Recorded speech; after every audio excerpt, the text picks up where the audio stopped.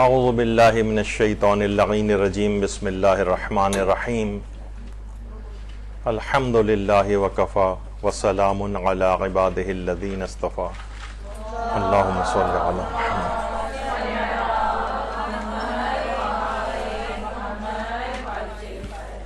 Cigarette اور نشاور چیزوں کے استعمال کے فقہی احکام پر درس نمبر 2۔ پہلا درس سگریٹ اور اس کے جتنے بھی ملتی جلتی چیزیں ہیں اس سے متعلق پہلا درس ہمارا ہو چکا ہے، اور اس میں سارے تقریباً فقہی احکام بیان کیے جا چکے ہیں۔ لیکن سگریٹ بہرحال جو پینے والے ہیں وہ اس کے باوجود بھی اس کو نہیں چھوڑتے ہیں۔ آپ کو سکھانے کا اس میں مسئلہ یہی ہے کہ ایک باب اور ایک چیپٹر کے طور پر ان چیزوں کو آپ سیکھ لیں، کیونکہ پیغمبر اکرم صلی اللہ علیہ وآلہ وسلم فرماتے ہیں کہ جو شخص علم کا ایک باب سیکھے تاکہ رضائے الہی کی خاطر اسے دوسرے لوگوں کو سکھائے تو خدا اسے 70 انبیاء کا اجر عنایت فرماتا ہے۔ تو روایات میں اس طرح کی بہت زیادہ فضیلت بیان کی گئی ہے۔ ظاہر ہے معاشرے میں آپ رہتی ہیں، گھر والوں کے ساتھ رہتی ہیں، مرد حضرات عام طور پر بھی آپ سنیں گی کہ مختلف اس طرح کے نشوں کے زیادہ تر عادی ہوتے ہیں، تو اس سلسلے میں ہماری گفتگو آج آگے بڑھے گی۔ لیکن جیسے کہ اس سے پہلے عرض کیا تھا کہ سگریٹ پینے والے بہت سے لوگ تو بڑا جسٹیفائی بھی اپنے آپ کو کرتے ہیں، شعر بھی بنا رکھے ہیں کہ دنیا میں جو سگریٹ کا طلبگار نہ ہوگا محشر میں خدا اس کا مددگار نہ ہوگا، اس طرح کے شعر بھی بنائے ہوئے ہیں انہوں نے۔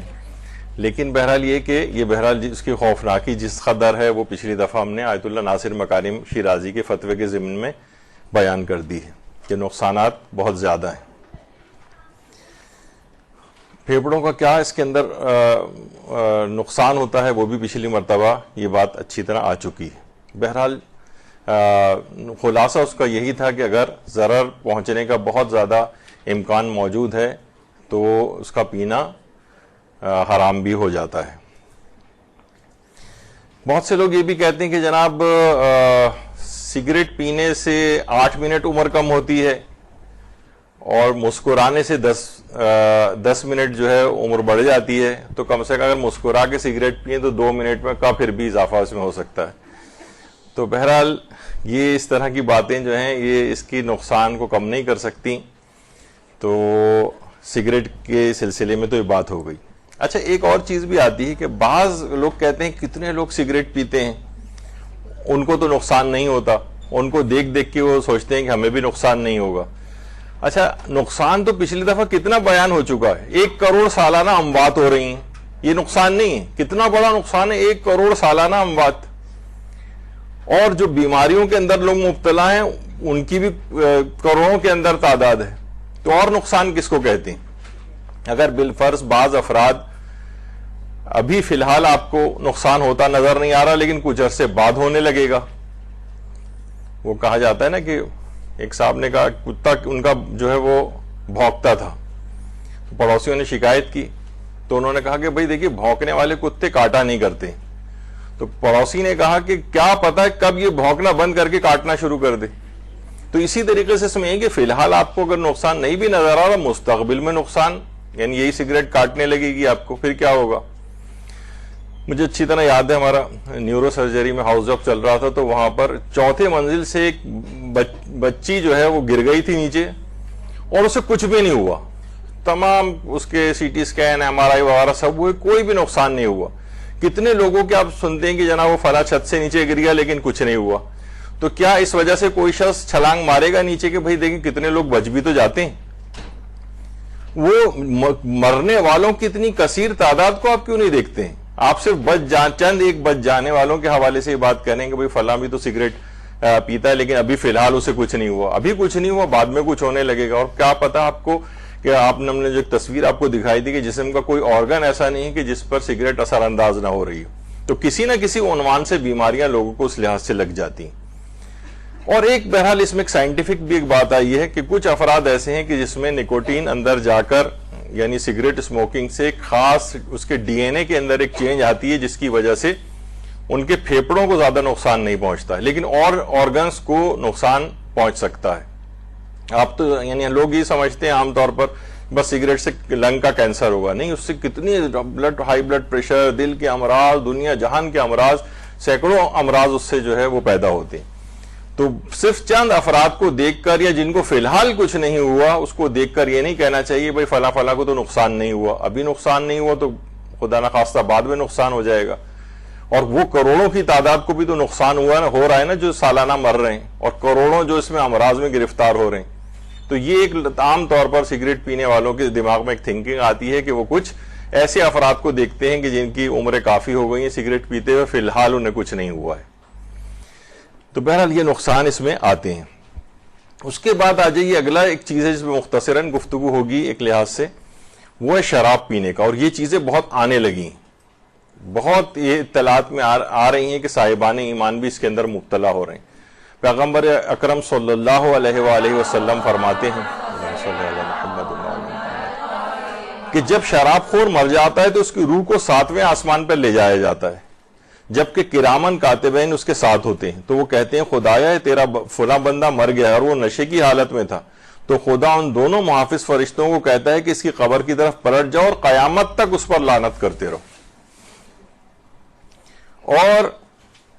پیغمبر اکرم یہ بھی ارشاد فرماتے ہیں کہ جہنم میں ایک وادی ہے جس کی گرمی اور حرارت سے اہل دوزخ دن میں 70 مرتبہ فریاد اور استغاثہ کریں گے. تو آپ سے فرمایا گیا کہ اس عذاب میں کون لوگ مبتلا ہوں گے؟ تو آپ نے فرمایا اس عذاب میں قرآن کو ماننے والے شراب خور اور نماز کو ترک کرنے والے مبتلا ہوں گے. یعنی وہ مسلمان ہوں گے، مومن ہوں گے، قرآن کو مانتے ہوں گے جبھی تو وہ، لیکن وہ نماز نہیں پڑھتے ہوں گے اور وہ شراب خور ہوں گے. یعنی جہنم کی ایک وادی ہے جس سے اہل دوزخ پناہ مانگیں گے، اس میں یہ دو افراد جائیں گے. اور رہبر معظم سے بھی ایک سوال پوچھا گیا کہ اگر ماہرین کسی شخص کو کہیں کہ شراب کے علاوہ تمہاری بیماری کا کوئی علاج نہیں ہو سکتا ہے تو پھر شراب پینے کا کیا حکم ہے؟ تو انہوں نے جواب میں یہی فرمایا کہ کلی طور پر حرام چیز کے ساتھ علاج کے سلسلے میں حکم یہ ہے کہ اگر انسان کو ماہر شخص کے کہنے پر اطمینان ہو جائے کہ بیماری کا علاج صرف یہی ایک ذریعہ ہے اور علاج کرنا بھی ضروری ہے تو ضرورت کی مقدار میں حرام چیز کا استعمال جائز ہے. لیکن روایات میں آیا ہے کہ پیغمبر عالم نے پروردگار عالم نے شراب میں شفا نہیں رکھی، یعنی شراب میں کوئی شفا نہیں. عام طور پر اگر کوئی کہے بھی اس طرح سے تو اپنے طور پر لوگوں کے کچھ مشاہدات ہوں گے، لیکن اللہ نے شراب میں شفا نہیں رکھی. تو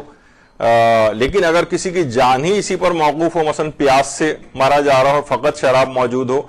تو ظاہر ہے کہ پھر اس کے لیے اپنی جان کو بچانا واجب ہو جاتا ہے. لیکن فقط اتنی مقدار میں صرف پی سکتا ہے کہ جس سے جان بچ جائے. یعنی 1 گھونٹ یا 2 گھونٹ پینے سے پیاس سے جان بچ سکتی ہے، تو یہ نہیں کہ وہ پورا جو ہے وہ بوتل اس کی چڑھا جائے کہ مجھے پیاس اپنی بجھانی ہے. نہیں، ایسا نہیں، یہ بہت ضروریات کا مسئلہ ہے. اور ہمارے چھٹے امام جعفر صادق علیہ الصلوۃ والسلام، ابو بصیر کہتے ہیں کہ میں چھٹے امام کی خدمت میں حاضر تھا کہ اسی وقت ایک عورت وہاں پر آئی. اس کا نام تو ام خالد عبدیہ. ام خالد عبدیہ آئی اور کہنے لگی کہ مولا میں شدید بیمار ہوں، میری بیماری کا علم تمام اطباء کو دکھا چکی ہوں، لیکن بیماری کا میرے کوئی بھی علاج نہیں ہے. صرف اطباء کہتے ہیں فقط ایک علاج ہے کہ تم شراب پیو. تو چھٹے امام نے فرمایا کہ جب اطباء نے کہہ دیا تو میرے پاس کیوں آئی ہو؟ اس نے کہا کہ آقا اور مولا میرے آپ ہیں. پروردگار عالم جب قیامت میں پوچھے گا کہ مثلا تم نے یہ عمل کیوں کیا، تو میں یہ کہہ سکوں گی کہ میرے آقا اور مولا نے حکم بیان فرمایا تھا. لیکن اس کے باوجود بھی روایت طویل ہے، اس کا خلاصہ یہ ہے کہ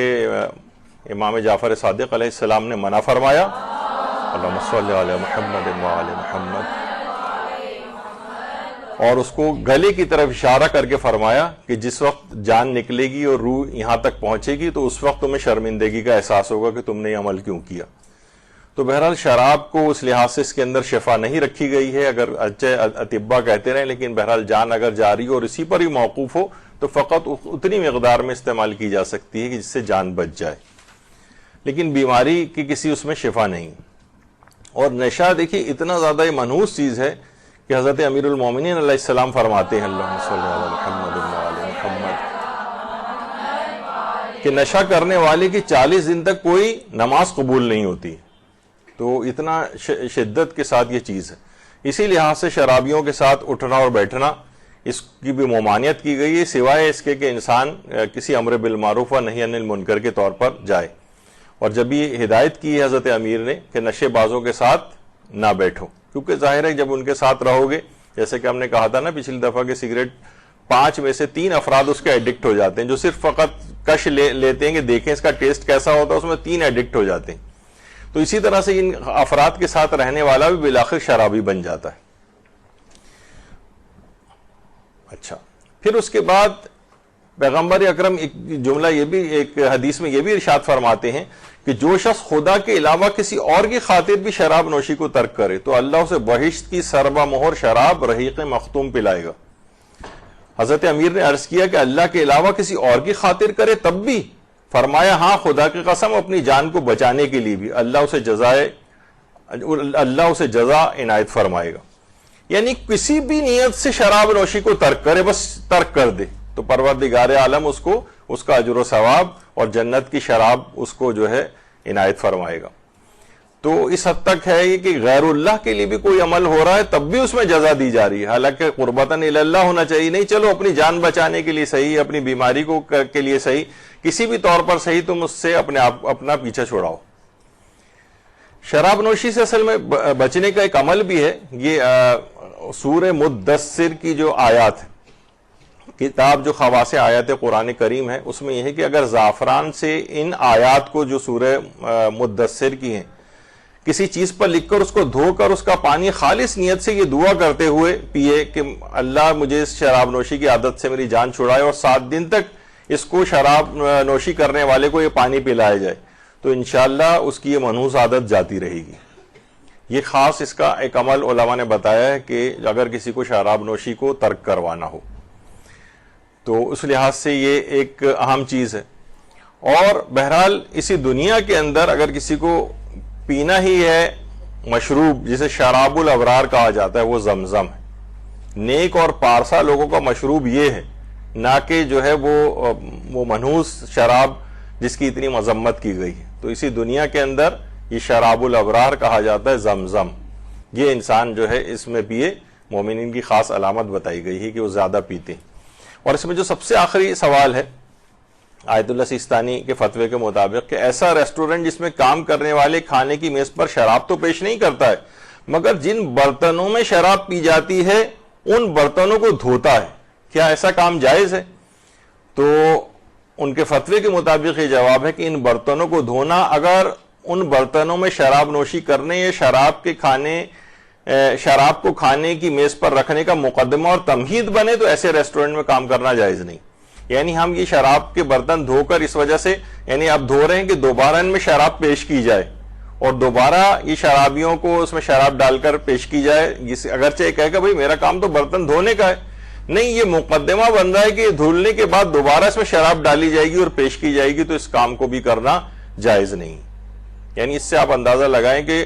شراب نوشی کا جب بھی بعض روایت میں ہے کہ مفہوم اس کا یہ ہے کہ اگر 70 اونٹ ہوں یا شاید 100 اونٹ ہوں، مجھے ایگزیکٹلی یاد نہیں، کہ اس میں سب سے آخری والے اونٹ کے اوپر شراب کی خالی بوتل بھی رکھی ہے تو حضرت امیر فرماتے ہیں کہ میں اس پہلے والے اونٹ کی مہار تک پکڑنے کو تیار نہیں، جبکہ 70ویں اونٹ پر شراب کی خالی بوتل رکھی ہوئی ہے. تو اس لحاظ سے یہ کہ اگر یہ برتن کا دھونا، ان گلاسوں کا دھونا یہ اس بات کا مقدمہ بن رہا ہے تو فرماتے ہیں کہ اس طرح کی نوکری بھی جائز نہیں. اور اسی طریقے سے ایک سوال یہ بھی پوچھا گیا کہ ایک شخص سپر اسٹور پہ کام کرتا ہے اور اس کے کاموں میں ایک کام یہ ہے کہ وہ شراب اور خنزیر کے گوشت کے کارٹن ایک جگہ سے اٹھا کر دوسری جگہ منتقل کرتا ہے، کیا یہ جائز ہے؟ آقا سیستانی نے فرمایا شراب کو ایک جگہ سے دوسری جگہ منتقل کرنا بھی جائز نہیں ہے. اور پھر خنزیر کے گوشت کا انہوں نے کہا کہ وہ جائز ہے، اس کو منتقل کر سکتے ہیں لیکن اس کے مقابلے میں اجرت نہیں لے سکتا ہے. تو شراب کے اندر تو نہ تو منتقل کر سکتا ہے شراب کے کارٹن کو ایک جگہ سے اٹھا کے دوسری جگہ رکھنا، اسٹور میں کچھ اس قسم کا کام ہے، کوئی لوڈر والا اس کا کام ہے کہ جہاں وہ اٹھا کے چیزیں منتقل کرتا ہے دوسری جگہ، تو نہ ایسی جاب جائز ہے نہ اس کی تنخواہ اس کے لیے جائز ہوگی. اچھا، ایسے اسٹورز میں جاب کرنا کیسا ہے کہ جہاں شراب بیچی جاتی ہو؟ یہ باہر مغربی ممالک میں بہت یہ مسئلہ پیش آتا ہے کہ لوگ بہت سے ایسے اسٹورز پہ کام کرتے ہیں تو جہاں پر شراب بیچی جاتی، تو شراب اگر بیچی جا رہی ہے کسی جگہ پر تو اگر یہ شخص خود کام نہیں کر رہا ہے، شراب اتنا بڑا اسٹور ہے کہیں بک رہی ہے اس میں شراب،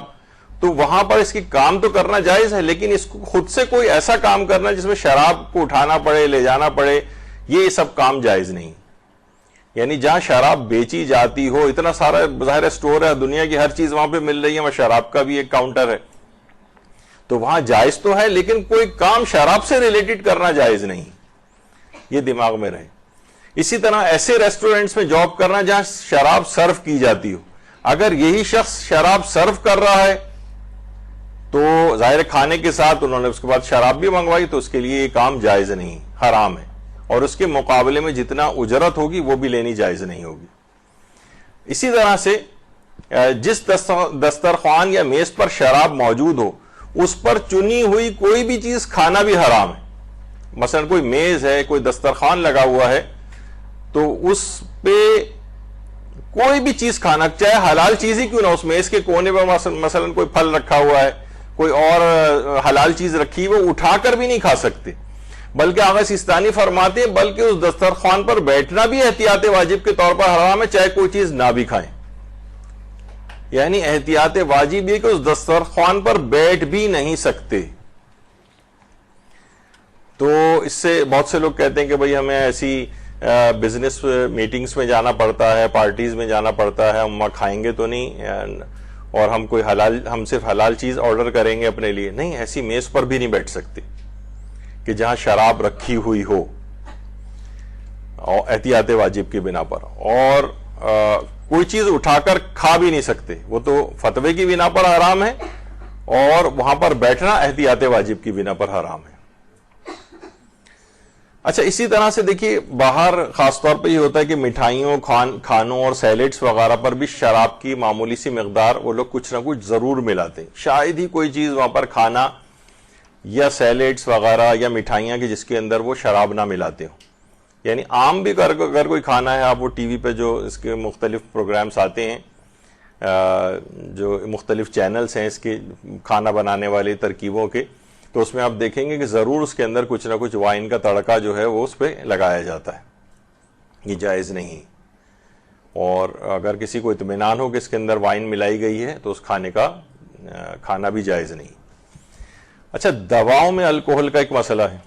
دواؤں میں الکوہل سب سے زیادہ ایک مسئلہ، اچھا ایلوپیتھک دواؤں میں بھی الکوہل ہوتا ہے جس کا بھی ہم آگے چل کر ذکر کریں گے، اور ایک ہے ہومیوپیتھک دواؤں میں الکوہل۔ اچھا دیکھیے، ہومیوپیتھک دواؤں میں الکوہل، اس میں ایتھائل الکوہل ہوتا ہے۔ ہومیوپیتھی دواؤں میں جو الکوہل ہے وہ شراب نہیں ہوتی۔ مثلا لوگ یہ ایسا نہیں ہے کہ آپ کہیں کہ اس کے اندر وسکی یا ووڈکا یا اس طرح کی منحوس جو نام ہے اس کے، ان میں سے کوئی چیز ملائی گئی ہو۔ ایتھائل الکوہل یہ اس کے اندر ہوتی ہے، اور آگے چل کر ہم اس کا ذکر کریں گے ابھی کہ اس میں کیا ہوتا کیا ہے۔ الکوہل کیوں ہومیوپیتھک دواؤں میں ملائی جاتی ہے؟ وہ اس وجہ سے ملائی جاتی ہے کہ یہ پریزرویٹو کے طور پر ہوتی ہے،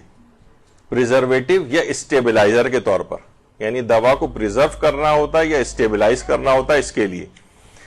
البتہ اب کچھ ایسے مسلمان ہومیوپیتھس بھی آ گئے ہیں جو کہتے ہیں کہ ہم الکوہل کو نہیں ملائیں گے اس کے اندر، بلکہ اس میں جو دوا کو اسٹیبلائز کریں گے یا پریزرو کریں گے وہ آب زمزم یا عرق گلاب میں کریں گے۔ اب مجھے اس کی سائنٹیفک ایویڈنس وغیرہ تو پتہ نہیں کہ اس سے کتنا فرق پڑتا ہے، لیکن بہرحال انہوں نے کرنا شروع کر دیا کہ ہم کیوں ایک ایسی چیز کو ملائیں جو شراب کی مانند ہے، یہ شراب جیسی ہے، تو یہ آب زمزم اور عرق گلاب کے اندر بھی یہ کام ہونے لگا ہے۔ لیکن بہرحال ابھی ہم جو رائج ہے وہ یہ ہے کہ عام طور پر آپ نے سنا ہوگا کہ اس میں ہومیوپیتھی میں ایک مدر ٹنکچر ہوتی ہے، مدر ٹنکچر جس کے اندر دوا ہوتی ہے اور الکوہل ملائی جاتی ہے، اور اس کے اوپر بھی آپ دیکھ رہے ہیں کہ اس پہ لکھا ہوا ہے الکوہل کانٹینٹ 60%، کسی میں 40% ہوتا ہے، کسی میں 50%، 60%، 70%، 80%، 90% تک بھی ممکن ہے کہ الکوہل ملائی جائے۔ اچھا، یہ جو مدر ٹنکچر ہے یہ ہومیوپیتھک دواؤں میں ایک تو یہ ہوتی ہے جو کہ عام طور پر اس کے قطرے پانی میں ملا کر پیے جاتے ہیں، اور یا پھر یہ گلوبیولز کی صورت میں یا گولیاں ہوتی ہیں میٹھی میٹھی، اور اس کے اندر وہ دوا ملائی یعنی الکوہل ملائی جاتی ہے.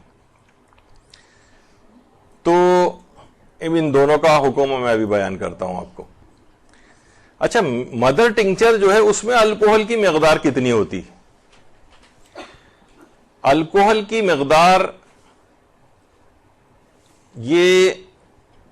میں نے جیسے ابھی کہا کہ 50%، 60%، 70%، 80%، 90% تک بھی ہو سکتی ہے، لیکن وہ مدر ٹنکچر براہ راست نہیں پی جاتی، اس کو پانی میں ملا کے پیا جاتا ہے. شاید وہ ٹاکسک بھی ہو جائے اگر براہ راست اس کو اس طرح سے پیا جائے، اور اس میں الکوہل شامل ہوتی ہے اتنی مقدار میں.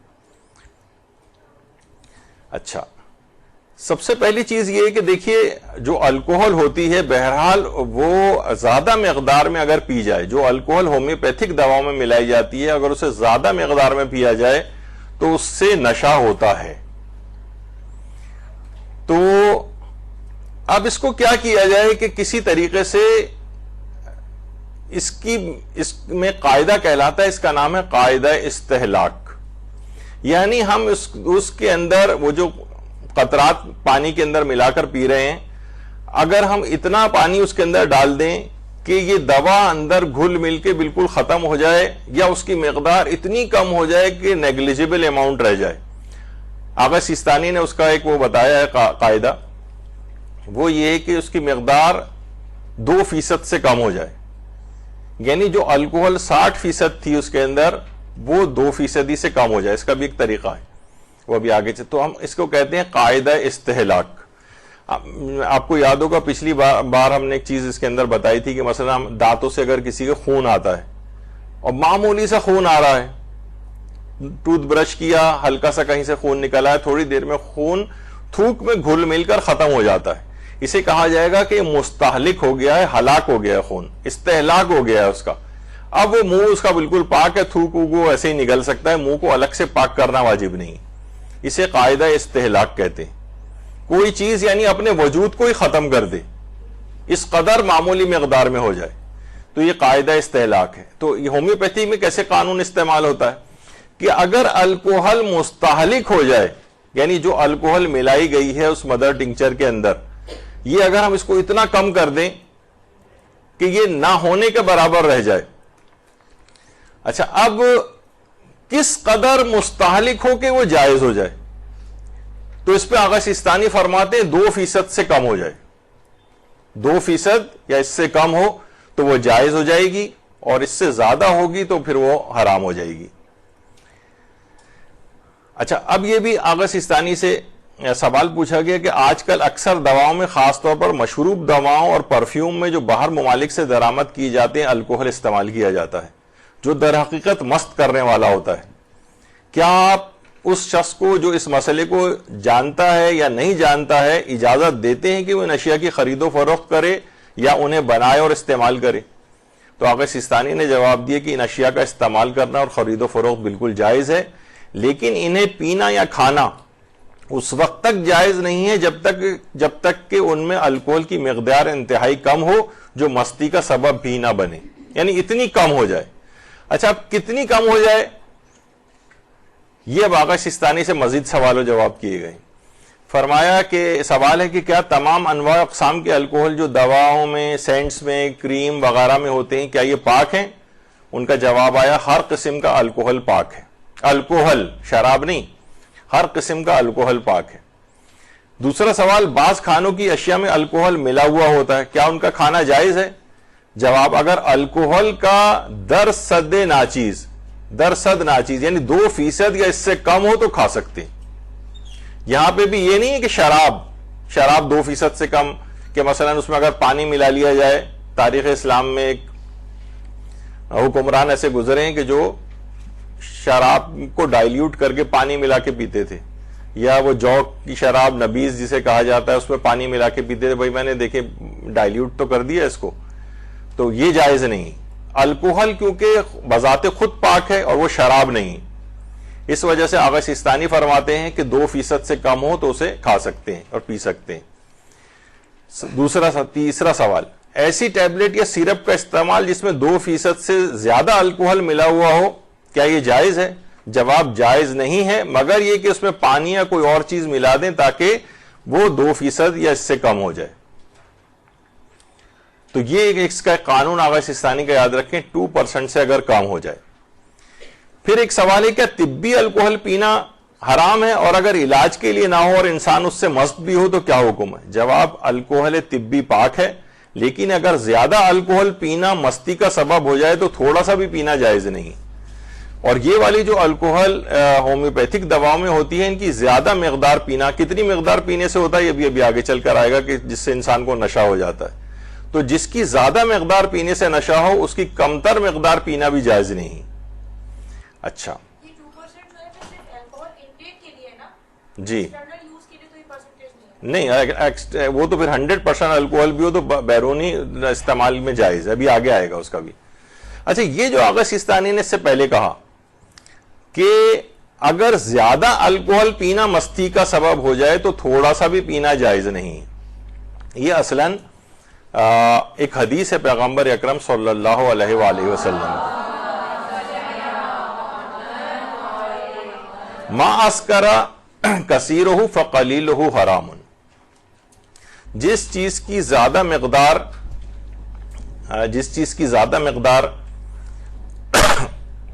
پینا نشے کا سبب ہو اس کی کمتر مقدار پینی بھی جائز نہیں ہے، اور وہ بھی حرام ہے۔ یہ حدیث پیغمبر ہے، اور یہ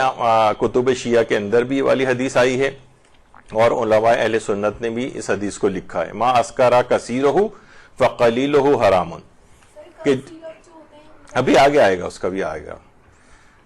تو ان کی زیادہ مقدار جس کی پینا سے نشہ ہو اس کی کمتر مقدار پینی بھی جائز نہیں، تو اس لحاظ سے جو ہومیوپیتھک دوا میں الکوہل ہوتا ہے وہ بھی پینا جائز نہیں ہوگا، سوائے اس کے کہ استہلاک اس کا ہو جائے، جیسے ابھی آگے چل کر آئے گا۔ دیکھیے، شراب نجس ہے لیکن ایتھائل الکوہل نجس نہیں ہے، یہ تقریباً سارے مراجع کا ہی فتویٰ ہے سوائے آیت اللہ حافظ بشیر نجفی کے۔ ابھی آگے چل کر ان کا مسئلہ ہم بیان کریں گے کہ شراب تو نجس ہے لیکن ایتھائل الکوہل نجس نہیں ہے۔ اور آغا سیستانی فرماتے ہیں الکوہل چاہے صنعتی ہو یا طبی ہو، اس کی تمام اقسام پاک ہیں، مگر یہ کہ یقین ہو جائے کہ الکوہل شراب کو تبخیر یعنی بھاپ کے ذریعے اور شراب کے قطرہ قطرہ کرنے سے حاصل ہوئی۔ اگر ایسا کوئی چیز ہوئی ہے اس کو شراب کو قطرہ قطرہ کرنے سے حاصل ہو رہی ہے تو پھر اس صورت میں وہ نجس رہے گی، یعنی شراب والی چیز نہیں ہونی چاہیے۔ الکوہل الگ چیز ہے، اور یہ شرابیں جو ہیں وہ خاص طریقے سے بنائی جاتی ہیں، یہ الگ مسئلہ ہے ان کا۔ تو الکوہل چاہے صنعتی الکوہل ہو، جو مختلف یہ وارنش وغیرہ اور یہ اس سے پہلے جو چیزوں میں استعمال ہوتی ہے، یہ صنعتی الکوہل کہلاتی، ایتھائل الکوہل، میتھائل الکوہل، لیکن یہ کہ ان کی تمام اقسام جتنی بھی ہیں سب کی سب پاک ہیں، سوائے اس کے کہ خاص ایک طریقے سے وہ شراب والا جو پروسیس ہوتا ہے اس میں شراب بننے کے بعد وہ نجس ہو جاتی۔ اس لحاظ سے یہ جتنی بھی لسٹرین ہیں یا یہ ماؤتھ واش ہیں یا گارگلز وغیرہ کرنے کی جتنی بھی چیزیں آتی ہیں، ان میں آپ دیکھ رہی ہیں کہ ان میں جو الکوہل کا کانٹینٹ ہے، کسی میں 26% ہے، کسی میں 21% ہے، 18% ہے، 14% ہے، 8% ہے، یہ سب 2% سے زیادہ ہیں۔ ان کا استعمال کیوں جائز ہے؟ اس وجہ سے کہ یہ پاک ہیں، تو ظاہر ہے ان کو پیا تو نہیں جاتا ہے، ماؤتھ واش وغیرہ جو ہے پیے تو نہیں جاتے ہیں، کیونکہ پینا اس لحاظ سے جائز نہیں، کیونکہ اس میں تو 8% اور سب سے کم بھی 8% ہے، تو اس کو ظاہر ہے کہ انسان غرارے وغیرہ کر کے یا ماؤتھ واش کر کے اس کو پھینک دیتا ہے باہر، اس کے بعد جو چیز منہ میں رہ جاتی ہے اس کے وہ تھوک میں گھل مل کے ختم ہو جاتی ہے، تو اس کو نگلنے میں بھی اس لحاظ سے کوئی حرج نہیں۔ تو اس لحاظ سے یہ ماؤتھ واش اور یہ جو اس طرح کے گارگلز وغیرہ کرنے کی چیزیں ہیں، یہ آپ کے لیے استعمال کرنا آغا سیستانی کے فتوے میں یا رہبر معظم کے فتوے میں، یہ جو اور مراجع ہیں سوائے آیت اللہ حافظ بشیر نجفی کے، یہ سب جائز ہے۔ جسم پر لگانے والی دواؤں میں جو الکوہل ہوتا ہے، یہ اس سے پہلے جیسے کہ ذکر ہوا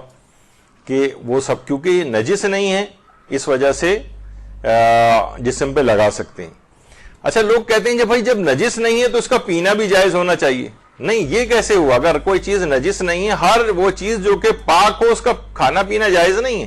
جیسے کہ مٹی ہے, مٹی بالکل پاک ہے, اس کے اوپر تیمم بھی ہوتا ہے, مٹی پاک ہوتی ہے, لیکن مٹی کا کھانا جائز نہیں. تو ہر پاک چیز کا کھانا بھی جائز نہیں. تو اگر کوئی چیز نجس نہیں ہے تو اس کا پینا بھی جائز نہیں ہے. یعنی یہ ضروری نہیں ہے کہ اگر وہ نجس نہیں ہے تو اس کا پینا بھی جائز ہو.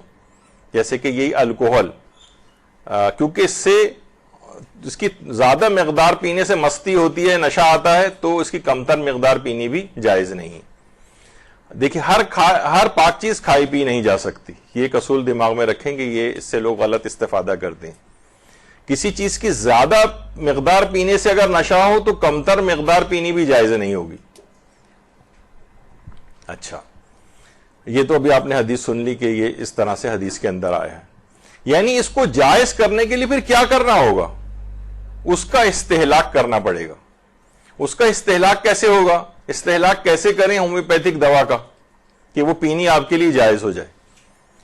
تو دیکھیے, خواہ مدر ٹنکچر ہو, وہ جو آپ نے دیکھا لیکوڈ جو دوا ہوتی ہے جس کے ڈراپس پانی میں ڈال کے پیے جاتے ہیں, اس میں 70-80% بھی بالفرض اگر الکوہل ہے تو اس کے فقط چند قطرات ہی پانی میں ڈال کر پیے جاتے ہیں.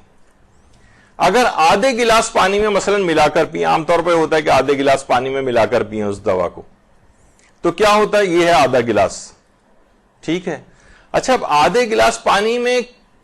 کتنے ڈراپس ہوتے ہیں؟ پہلے ہم دیکھتے ہیں کہ 1 ٹی اسپون فل جو ہوتا ہے, یہ 1 ٹی اسپون جو بچوں کو آپ دوا وغیرہ دیتی ہیں, اس میں 5 ml دوا آتی, اور 5 ml 100 ڈراپس کے برابر ہوتا ہے, 100 ڈراپس. اور جو آدھا گلاس ہے پانی کا, اس میں 4732 ڈراپس ہوتے ہیں. آدھا گلاس پانی, اس میں 4732 ڈراپس ہوتے ہیں. اور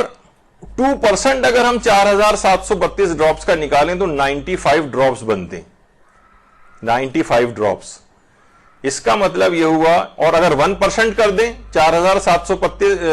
ڈراپس کا تو 47 ڈراپس بنیں گے. اور عام طور پر ہومیوپیتھک دواؤں میں کہ 10 قطرے 15 قطرے 20 قطرے, اس سے زیادہ عام طور پر پانی میں ملا کر نہیں پیے جاتے. تو اگر 0.5% بھی ہم 4732 ڈراپس کا کریں تو بھی 23 ڈراپس بنتے ہیں. یعنی اگر 20 ڈراپس 23 ڈراپس بھی ملا رہے ہیں تو وہ الکوہل کا سمجھے 0.5% ہو گئی ہے اس میں, یعنی استہلاک ہو گیا. تو اور یہ تو بہت کم ہے 0.5%, یعنی 95 ڈراپس تک بھی اگر اس کے اندر یعنی 2% ہے تو اتنی مقدار بھی, وہ بھی ہومیوپیتھی کی, اس میں اگر الکوہل جو ملائی گئی ہے خواہ کتنی مقدار کیوں نہ ہو, لیکن وہ آدھے گلاس پانی میں اگر ملا کر پیئیں گے تو سمجھیں کہ 95 یا 97 ڈراپس کے برابر تک بھی جائز ہو سکتی. اور یہ تو پھر بھی بہت ہی کم ہے. اگر ہم 10 20 30 ڈراپس بھی اگر پیتے ہیں تو 0.5% 0.7% تک الکوہل اس میں جاتی ہے, جو آپ کو لیے بالکل جائز ہے. یہ میں نے تھوڑا سا ایک سائنٹیفک ایک اس کے طور پر چیز بتائی کہ لوگ یہ حیران ہوتے ہیں کہ جب معمولی مقدار بھی پینی جائز نہیں ہے اس کی, جس کی زیادہ مقدار پینے سے نشہ ہوتا ہو, تو پھر جو ہے وہ ہومیوپیتھک دوائیں کیسے جائز ہیں؟ تو وہ اس طرح سے جائز ہیں کہ ان میں پانی میں ملا کر پینے والی جو دوائیں ہیں ان میں بہت کم مقدار اس کی رہ جاتی ہے, یعنی استہلاک ہو جاتا ہے. استہلاک.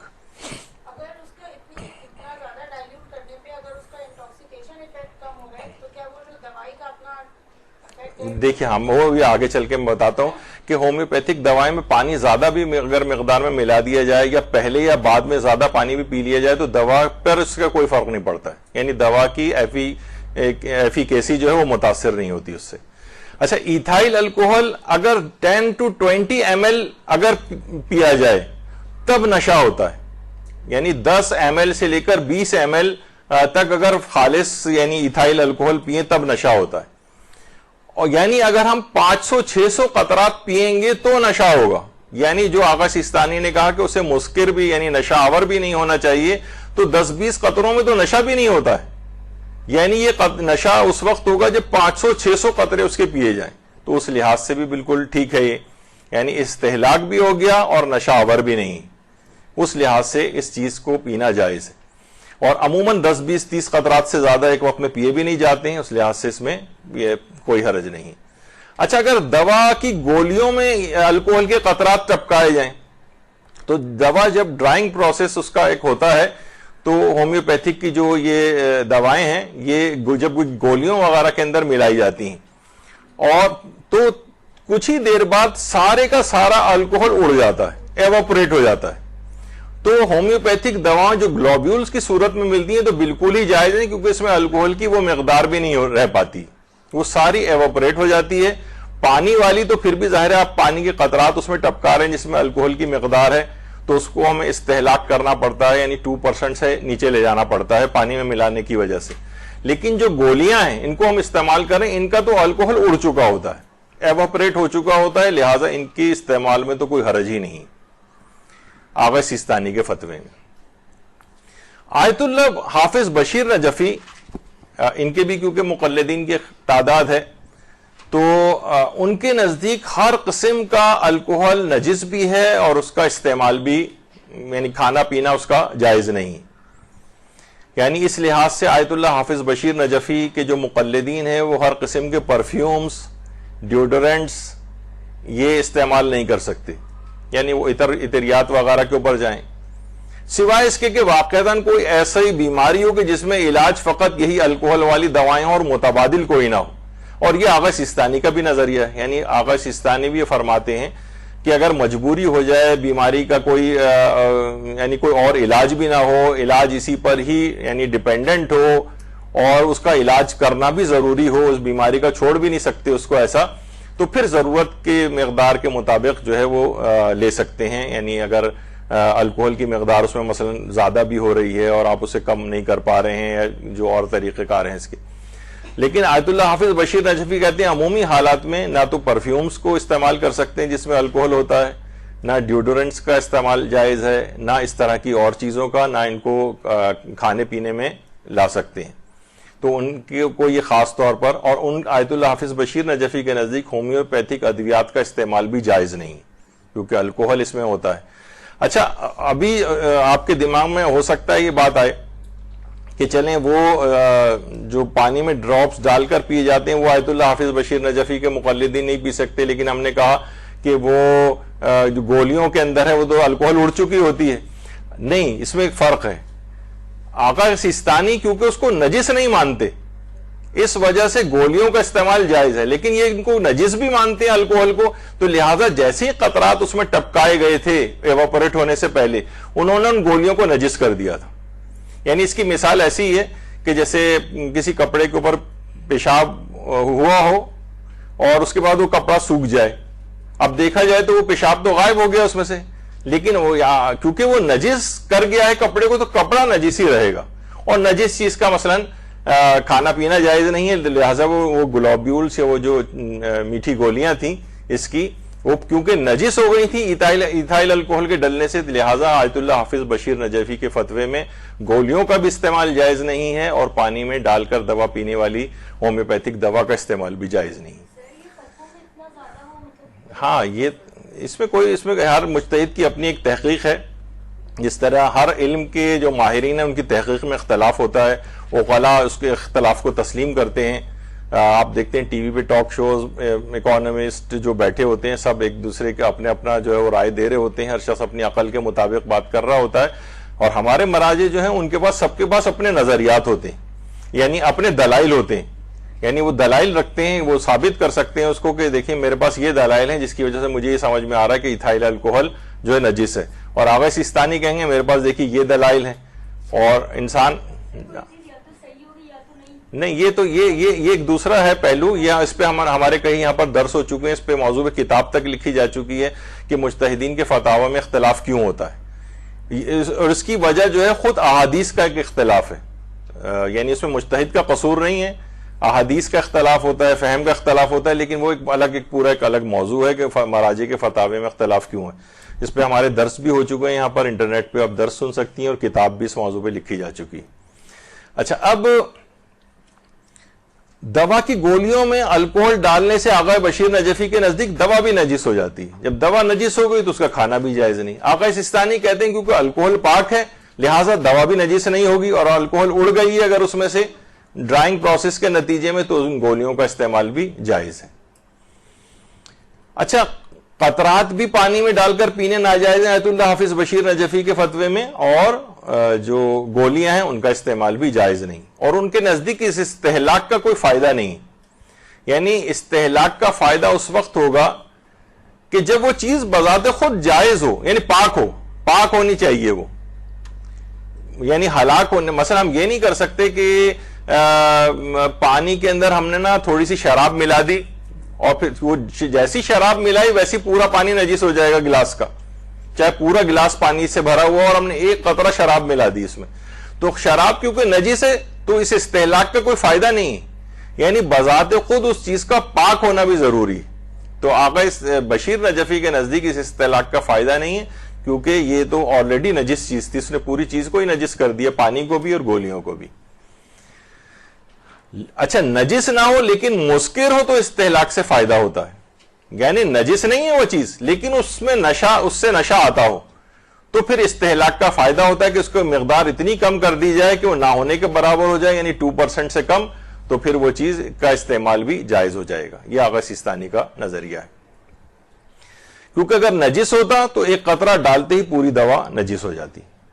یہ ایک اہم چیز ہے۔ اچھا، جسم پر جو لگانے والی دوائیں ان میں بھی اگرچہ الکوہل ہوتا ہے، مثلا سن اسکریمز ہیں، جو سن اسکرین جو کریمز ہوتی ہیں ان کے اندر بھی الکوہل ہوتا ہے، ان کا بھی استعمال آغا سیستانی کے فتوے میں جائز ہے۔ یا اور جو بیوٹی کریمز وغیرہ جو آپ لگاتی ہیں اس میں بھی الکوہل کی مقدار ہوتی ہے، اور اسی طریقے سے مثلا جو ہینڈ سینیٹائزرز آج کل بہت یوز ہو رہے ہیں اس کے اندر بھی جو ہے وہ الکوہل کی خاصی مقدار ہوتی ہے۔ تو آقا سیستانی کے فتوے میں تو جائز ہے، لیکن آقا حافظ بشیر نجفی کے فتوے میں سینیٹائزرز کے استعمال کرنے تو جائز ہیں، لیکن نمازوں وغیرہ کے لیے اپنے ہاتھ کو پاک آپ کو کرنا پڑے گا، ہاتھ نجس ہو جائے گا ان کے فتوے میں اگر آپ نے سینیٹائزر کا استعمال کیا۔ اور تو نماز سے پہلے اور ہر وقت کا ہاتھ کا پاک کرنا بھی واجب نہیں، ہاتھ نجس رہے تو نجس رہے، بس نماز کا وقت ہو یا کھانے پینے کا کوئی معاملہ ہو تو پھر اس وقت ہاتھ کو پاک کر لیا جائے۔ اس طرح سے الکوہل سواب جو ہوتا ہے، جو کہ عام طور پر آپ نے دیکھا ہے کہ انجیکشن لگانے کے بعد وہ اس کے اوپر اسپرٹ سائک لگایا جاتا ہے، وہ بھی الکوہل ہوتا ہے ایک جراثیم وغیرہ کو مارنے کے لیے، وہ بھی پاک ہے آغا سیستانی کے فتوے میں۔ اچھا، جیسے کہ ابھی ہم نے ذکر کیا کہ ہومیوپیتھک دواؤں کے استعمال سے پہلے یا بعد میں پانی پی سکتے ہیں، تو پانی کی مقدار زیادہ بھی اگر کر دی جائے تو اس سے دوا کی صلاحیت متاثر نہیں ہوتی ہے، البتہ یہ آئیڈیل یہ سمجھا جاتا ہے کہ اس سے آدھے گھنٹے پہلے یا بعد تک کچھ کھایا پیا نہ جائے، عام طور پر ہومیوپیتھک دواؤں کے سلسلے میں یہ بات ہوتی ہے۔ اچھا، ایلوپیتھک دواؤں میں الکوہل کی مقدار، یہ عام طور پر آپ نے دیکھا ہوگا کہ جو کف سیرپس ہوتے ہیں ان میں اکثر کف سیرپس کے اندر الکوہل کی مقدار 70% تک ہوتی ہے۔ تو آغا سیستانی کے فتوے میں اگر کسی کو کف سیرپس وغیرہ کا استعمال کرنا ہے تو پھر اس کو یہ کرنا چاہیے کہ اس کو پانی میں ملا کر اور ڈائلیوٹ کر کے اس کو پیے، کیونکہ 70% تک عام طور پر الکوہل کی مقدار اس کے اندر ہوتی ہے۔ تو یہ اس سلسلے میں ایک احتیاط کی جائے۔ پرفیومز میں جو الکوہل ہوتا ہے وہ بالکل جائز ہے آغا سیستانی کے فتوے میں، البتہ آغا حافظ بشیر نجفی کے فتوے میں اس سے بھی احتیاط کرنی ہوگی، وہ کہتے ہیں کہ نجس ہو جائیں گے آپ کے کپڑے یا جسم۔ اسی طریقے سے ڈیوڈرنٹس وغیرہ کا استعمال بھی، اور یہ جو ماؤتھ واش ہوتے ہیں ان کے اندر بھی الکوہل ہوتا ہے، تو ان کے نزدیک یہ ہوگا کہ منہ جو ہے آپ کا نجس ہو جائے گا، آغا حافظ بشیر اس کو پاک کریں، لیکن آغا سیستانی کے نزدیک کیونکہ ایتھائل الکوہل نجس نہیں ہے، لہٰذا منہ میں اگر رہ بھی جائے تو اس سے منہ نجس نہیں ہوگا، اور تھوڑی دیر میں وہ تھوک میں گھل مل کے ختم بھی ہو جائے گا، وہ استہلاک ہو جائے گا، تو اس لحاظ سے اس تھوک کا نگلنا بھی جائز رہے گا۔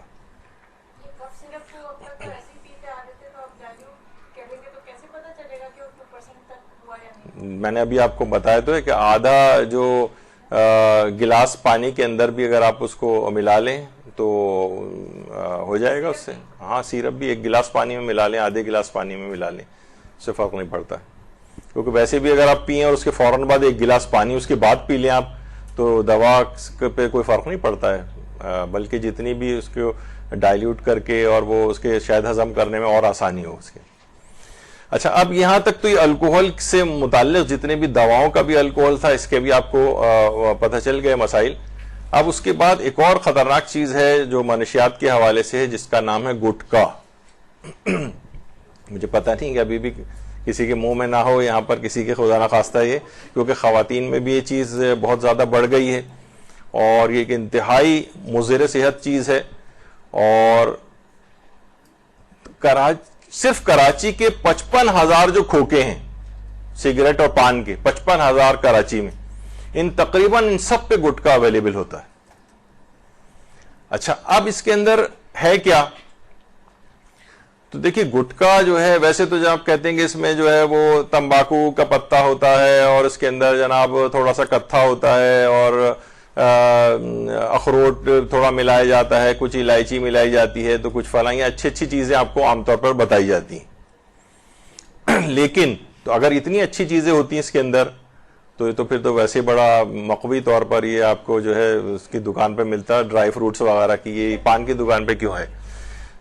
تو جو باقاعدہ اس پہ ریسرچ کی گئی ہے اور اس کے انگریڈینٹس نکالے گئے ہیں, جو ریسرچ کی جو لیبارٹریز ہیں انہوں نے, تو معلوم یہ چلا ہے اس کے اندر کہ جناب ٹھیک ہے اس کے اندر وہ تمباکو تو ہوتا ہی ہے, اس کے اپنے ہارمفل افیکٹس کتنے ہیں وہ تو آپ نے سگریٹ کے اندر ہی بھی سنے ہیں. اس کے علاوہ یہ ہے کہ اس کے اندر بہت سی جو گٹکے ہیں ان کے اندر افیم بھی ملائی جاتی ہے, افیم, جی ہاں گٹکے کے اندر. اور اس کے علاوہ ایک اور چیز اس میں لکڑی کا برادہ ملایا جاتا ہے جو تھوڑا سا اس کو ایک بلک جو ہے وہ پرووائڈ کرتا ہے. اس کے علاوہ اس میں چونے کا پتھر لائم سٹون وغیرہ ملایا جاتا ہے اور اس کے اپنے خطرناک ایفیکٹس الگ ہیں کہ منہ کو کیسے کاٹتا ہے وہ. اس کے علاوہ جو اس کے میں خاص اس کا ایک جس سے لوگ کہتے ہیں بھائی ہمارا منہ بڑا تیز ہے, منہ کٹ جاتا ہے اس سے, اس میں پسا ہوا شیشہ ملایا جاتا ہے, کرشڈ گلاس, تو اس کی ایک مقدار اس کے اندر ملائی جاتی ہے. یعنی سائنس کی لیبارٹریز نے یہ بتایا کہ اس کے اندر گٹکے کے اندر کیا کیا چیزیں ہوتی ہیں. تو جو کرنچی قسم کا لوگوں کو ٹیسٹ آتا ہے غالباً اس وجہ سے آتا ہے, پسا ہوا شیشہ اس میں ہوتا ہے. اور کیونکہ کتھا مہنگا پڑتا ہے تو جانوروں کا خون اس میں ملایا جاتا ہے اور سلاٹر ہاؤسز جتنے مذبح خانے ہیں یہاں پر, یہاں سے خون لے جایا جاتا ہے. باقاعدہ یہ لوگ گٹکا بنانے والے لے کر جاتے ہیں, ان کا کانٹریکٹ ان سے ہوتا ہے اور وہ کتھے کے بجائے اس کے اندر جانوروں کا خون وہ سستا پڑتا ہے وہ ملایا جاتا ہے. اس کے علاوہ اس میں بیٹری میں جو ڈالنے والا پانی ہے وہ بھی ملایا جاتا ہے, جس سے عام طور پر یہ ہوتا ہے کہ ڈی ہائیڈریشن وغیرہ کاز ہوتی ہے اس سے اور اس طرح کی چیزیں. بیٹری کا پانی بھی ہوتا ہے اس میں. اور اس کے اندر انتہائی گھٹیا قسم کی چھالیاں ملائی جاتی ہے, گھٹیا قسم کی سی گریڈ چھالیاں جس میں پھپھوند لگی ہوئی ہوتی ہے, جراثیم سے بھرپور ہوتی ہے, کیونکہ وہ آپ کو اس طرح سے تو نہیں. تو یہ تمام چیزیں اس کے اندر ملائی جاتی جو انتہائی ساری کی ساری انتہا سے زیادہ مضر صحت چیزیں. اچھا اب بڑی حیرت انگیز بات یہ ہے کہ ہمارا جو سندھ ہے, ظاہر ابھی ہم اس کے لحاظ سے یہاں پر بات کر رہے ہیں,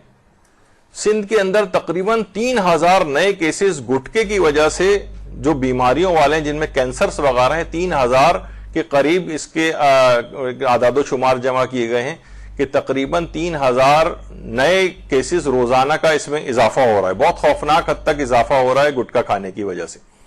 اور سندھ کے اندر کراچی کے اندر تو تقریباً 40-50% تقریباً کوئی نہ کوئی نان اسموکنگ جو نشہ قسم کی جو چیزیں ہیں یہ ہر شخص تقریباً استعمال کر رہا ہے, 40-50%. یعنی سمجھیں ہر 2 میں سے 1 آدمی کوئی نہ کوئی اس قسم کے نشے کا عادی ہوا ہے, چاہے وہ چھالیا ہو, چاہے وہ پان ہو, چاہے نان اسموکنگ والا. ظاہر ہے اس کے اندر کوئی دھواں تو نہیں نکلتا ہے, وہ اس کی ایک الگ آپ نے سگریٹ کے حوالے سے چیز سن لی. لیکن اس کے مسلسل مریض بڑھتے چلے جا رہے ہیں اور تقریباً 20,000 سالانہ نئے گٹکے کی وجہ سے جو منہ کے کینسرز کے جو مریض آ رہے ہیں, یعنی تقریباً 20,000 سالانہ جو ہے وہ ان میں اضافہ ہوتا چلا جا رہا ہے. منہ کے کینسر اس سے ہونے لگتا ہے. لوگ اکثر کہتے ہیں نا کہ بھائی, مجھ سے بھی ایک صاحب نے پوچھا تھا کہ بھائی ہم سگریٹ چھوڑ کے کیا یہ تمباکو والا پان کھانا شروع کر دیں. تو میں نے کہا کہ اگر مثلا لنگ کینسر آپ کو پسند نہیں اور منہ کا کینسر پسند ہے تو آپ کی مرضی ہے, یعنی کوئی نہ کوئی دونوں چیزیں اپنی جگہ پر خطرناک ہیں. تو بہرحال یہ کہ مریضوں کی اتنی تیزی کے ساتھ تعداد میں اتنے بڑے بڑے امراض میں اضافہ ہو رہا ہے یہاں پر. خاص طور پر جو ٹھٹا جو سندھ کا ایک علاقہ ہے ایک شہر جس کی آبادی 10 لاکھ ہے، اس میں سے 8 لاکھ افراد یعنی 80% آف ٹھٹا پاپولیشن جو ہے وہ گٹکا استعمال کرتی، 80%،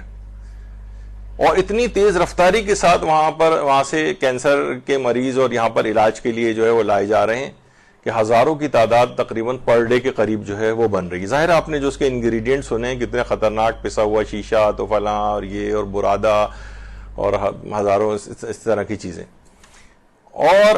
اتنا ہے کہ جناب یہ جو مین پوری اور یہ گٹکا، اس پہ باقاعدہ 2019 میں قانون بھی پاس ہو چکا ہے، لیکن اس کا بھی کوئی خاطر خواہ نتیجہ نہیں نکلا ہے کہ اس کے استعمال پر، اس کے بیچنے پر اور اس تمام چیزوں پر پابندی ہے۔ لیکن جیسے میں نے کہا کہ 55,000 جو یہاں پر پان کی جو شاپس ہیں اور جو کھوکے ہیں اس پر گٹکا آلریڈی فروخت ہو رہا ہے۔ اچھا، اب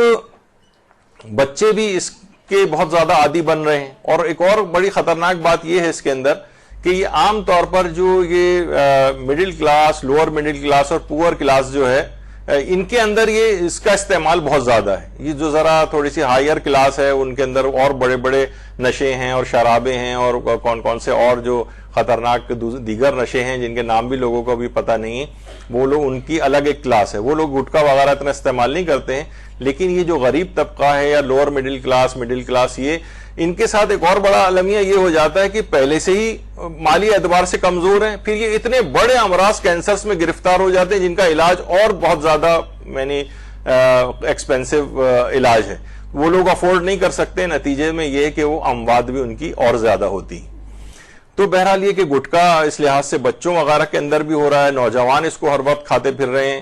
اور ہر وقت ان کی جیبوں کے اندر یہ سب چیزیں جو ہیں وہ رہتی ہیں، ان کو اس کے صرف وہی بتا دی جائیں کہ بھائی دیکھو اس کے اندر کیا کیا چیزیں اس میں شامل کی گئی ہیں اور تمہارا کس قدر اس میں نقصان ہو رہا ہے۔ اور گٹکے کے اندر دیکھیے، اب اس سے پہلے ہم نے ذکر کیا تھا جیسے سگریٹ ہے، اس میں تو چلیں ایک اکا دکا جو ہے وہ کینسر پروڈیوسنگ جو اس کا کانٹینٹ ہے ان میں 1-2 ہے جو کارسینوجینک کہلاتے ہیں، جس سے کینسر ہوتا ہے۔ گٹکے کے اندر نکوٹین کے علاوہ 28 ایسے کیمیکلز ہیں کہ جس سے کینسر ہوتا ہے۔ سگریٹ کتنا خطرناک ہے، اس میں ایک کا دکا جو ہے وہ کارسینوجینک ہے، اس میں 28 کارسینوجینک مٹیریل ہے، یعنی 28 جو کینسر پروڈیوسنگ جو چیزیں ہیں۔ تو پھر اس کے اندر پھر یہی ہوتا ہے، حتیٰ کہ جو چھالیاں وغیرہ بھی ہے وہ بھی اس کے اندر کافی نقصانات جو ہے، لوگ کہتے ہیں چھالیاں بھی ہائیلی ایڈکٹیو ایک چیز کہلاتی ہے۔ اب دیکھتے ہیں کہ لوگ جو کھا رہے ہیں اس کو،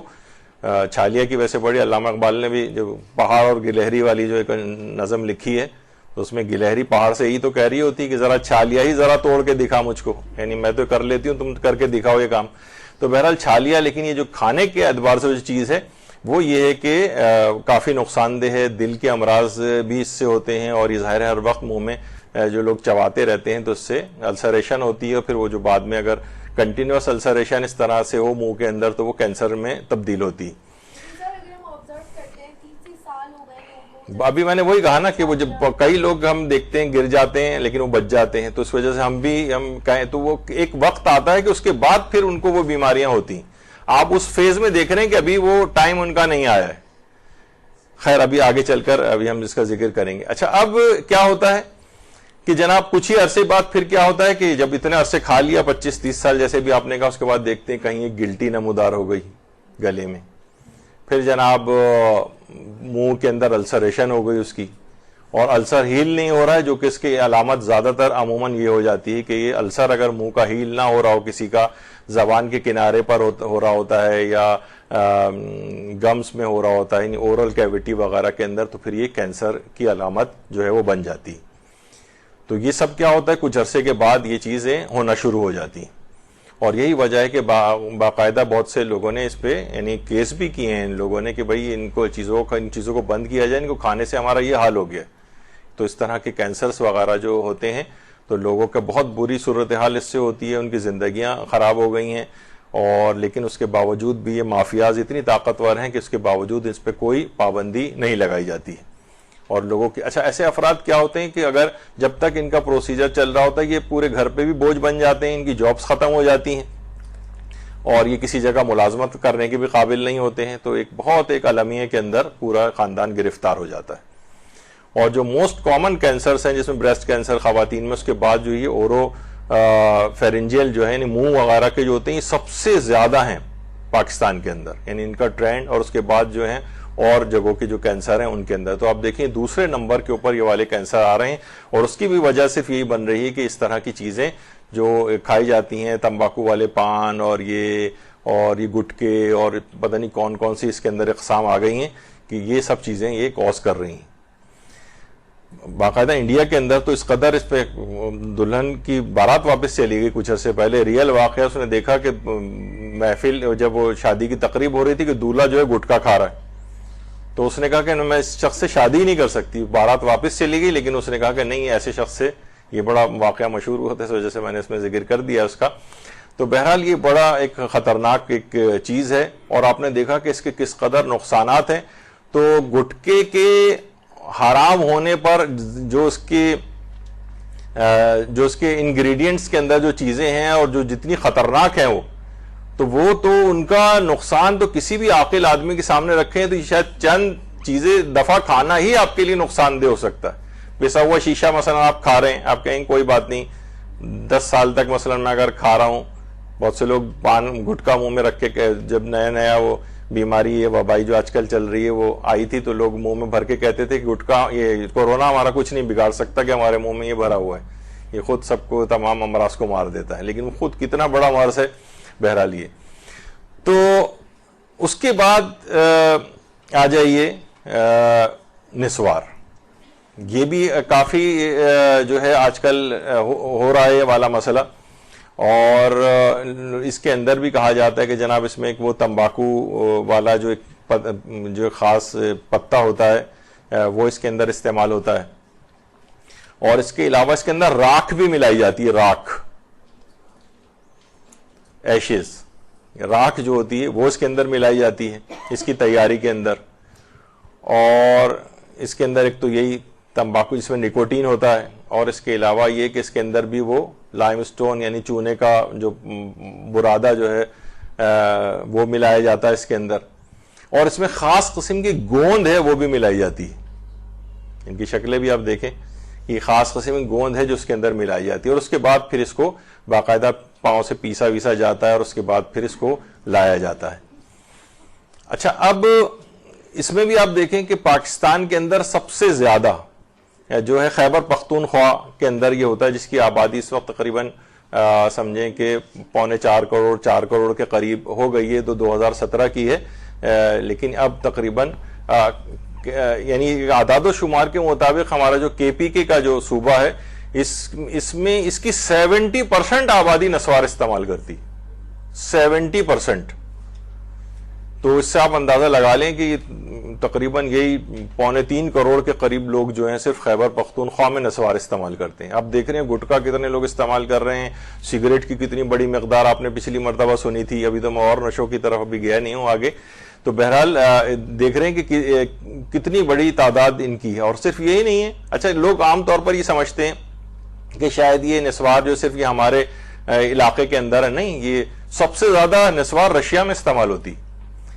بلکہ اس کے جو کہا جاتا ہے کہ جد امجد نسوار کو ایجاد کرنے والے امریکی تھے، اس کے بعد یہ اور جگہوں کے اوپر گیا ہے. یعنی ہمارے ہاں سے اس کی آغاز نہیں ہوا ہے، یہ امریکہ سے اس کا آغاز ہوا ہے. تو بہرحال یہ کہ خیبر پختونخوا کی اتنی بڑی آبادی جو ہے اس کو استعمال کرتی، اور اس کے بعد مارکیٹ میں F-16 نسوار کے نام سے انسان بالکل فضاؤں میں ایسا پرواز کرتا ہے F-16 کی طرح سے. خیر، اچھا اس کا اور زیادہ نقصان تو ایک تو دیکھیے یہی ہے کہ اس سے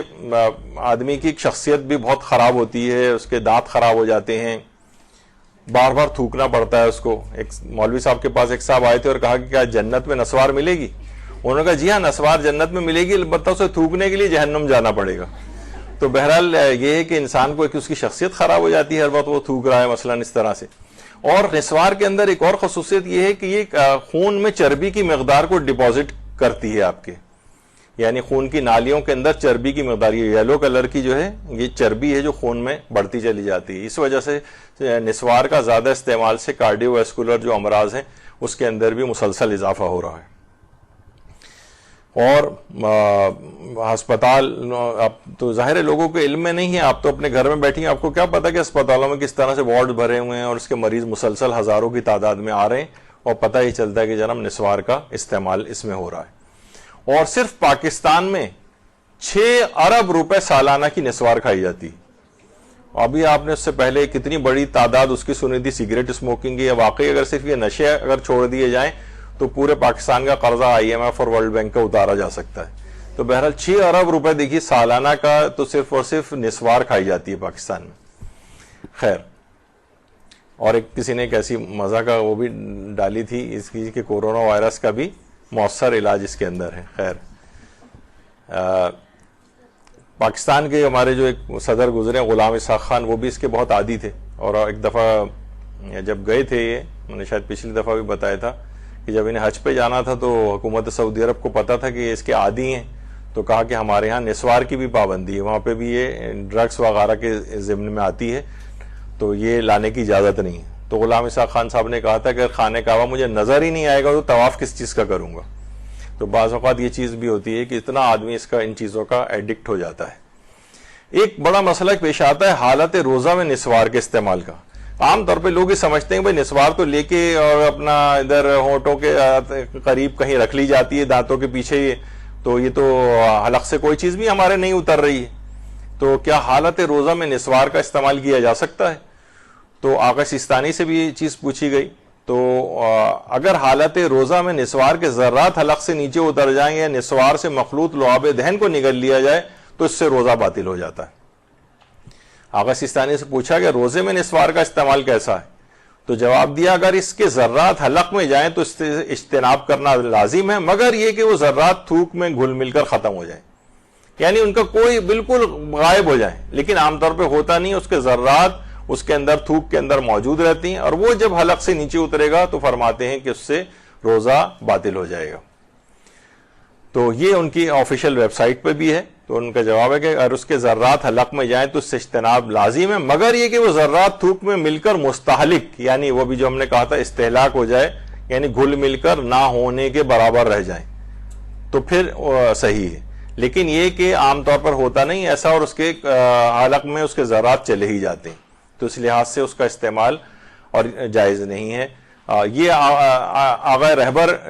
ان کا فتویٰ ہے کہ کیا حالت روزہ میں نسوار لی جا سکتی ہے؟ تو فرماتے ہیں ناک کے راستے اگر حلق تک جانے کا اندیشہ ہو تو روزے دار کے لیے اس کا لینا جائز نہیں ہے۔ پھر سوال پوچھا گیا نسوار جو تمباکو سے بنائی جاتی ہے اور کچھ دیر زبان کے نیچے رکھنے کے بعد اسے تھوک دیا جاتا ہے، تو کیا اس کا استعمال روزے کو باطل کرتا ہے؟ تو انہوں نے بھی وہی جواب دیا اگر لعاب دہن سے مخلوط ہو کر حلق سے نیچے اتر جائیں گے اس کے ذرات تو روزہ باطل ہو جائے گا، اور عام طور پر ایسے ہی ہوتا ہے، تو آہستہ آہستہ اس کے ذرات تھوک میں مل کر حلق سے نیچے اترتے ہیں۔ اور آیت اللہ حافظ بشیر نجفی سے بھی پوچھا گیا، تو انہوں نے فرمایا کہ نسوار رکھنے سے تو روزہ باطل نہیں ہوتا، لیکن یہ یقین کیسے ہوا کہ کوئی ذرہ آپ کے لعاب دہن سے مکس ہو کر آپ کے اندر نہیں گیا ہے، یہ آپ کو یقین ہونا چاہیے، اور یہ یقین کیونکہ نہیں ہوتا لہذا صحیح نہیں ہوگا اس کا۔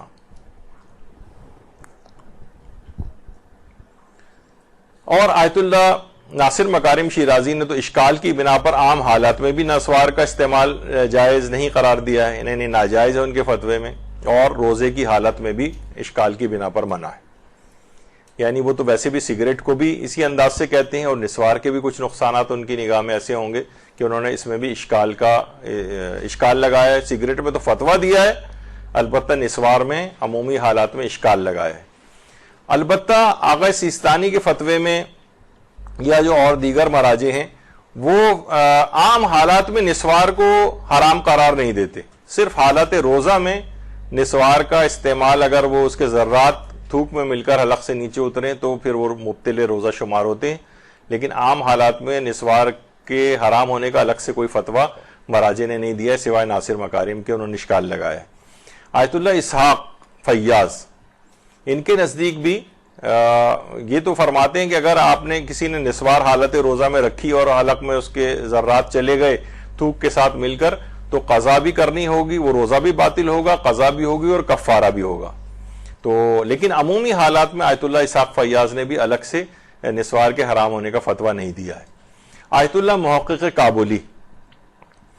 وہ بھی فرماتے ہیں کہ نسوار کے حرام ہونے کی یا مکروہ ہونے کی کوئی دلیل ہمارے پاس الگ سے نہیں ہے، البتہ بہرحال اگر رمضان میں آپ نے استعمال کیا ہے اس کو اور تھوک میں مل کے جا رہے ہیں تو روزہ تو باطل ہو جائے گا۔ آیت اللہ اسحاق فیاض ایک اور بھی چیز کہتے تھے، اگر ویسے ہی رکھا ہوا ہے آپ نے تو وہ کہتے تھے اشکال یوں بھی ہے کہ اس سے نا حد کے حرمت رمضان ہوتی ہے، یعنی لوگوں کی نگاہ میں رمضان، یعنی آپ اس میں نا یہ نسوار عام دنوں کی طرح سے اپنے منہ میں رکھا ہوا ہے، اس سے رمضان کا احترام مجروح ہوگا، تو اس وجہ سے بھی اس کا استعمال ممکن ہے کہ جائز نہ ہو آپ کے لیے کہ اگر حد کے حرمت رمضان ہو رہی۔ تو بہرحال یہ آیت اللہ محقق کابلی، ان کا انتقال ہو چکا ہے ویسے، تو یہ بہرحال نسوار ہے، اس کے آپ نے وہ بھی سن لیے ہیں فقہی احکام بھی، اور اس کے اندر بہرحال ایک اچھی چیز تو نہیں ہے کہ جس قدر بھی ممکن ہو اس سے پیچھا چھڑانا چاہیے۔ اچھا اب آ جائیے